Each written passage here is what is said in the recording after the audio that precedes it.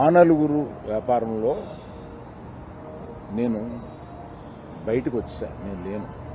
Covid ఆ టైంలోనే బయటకు వచ్చేసాను. నాకున్న అంటే ఎగ్జాంపుల్ మీరు ఇలా చెప్పొచ్చు అనుకోవచ్చు. తెలంగాణలో నాకు ఒక్క థియేటర్ కూడా లేదు ప్రస్తుతం. తెలంగాణలో నాకు ఉన్నది ఒకే ఒక థియేటర్, త్రిబుల్ దానికి ఓనర్. కనుక నా దగ్గర ఒక్క థియేటర్ కూడా లీజులో లేదు. ఆంధ్రాలో కూడా అన్నీ వదిలేసుకుంటా వచ్చేసి నా దగ్గర మొత్తం 1500 థియేటర్లు ఆంధ్రాలో ఉంటే, అదే మొత్తం తెలుగు రాష్ట్రాల్లో ఉంటే నా దగ్గర 15 లోపు ఉన్నాయి.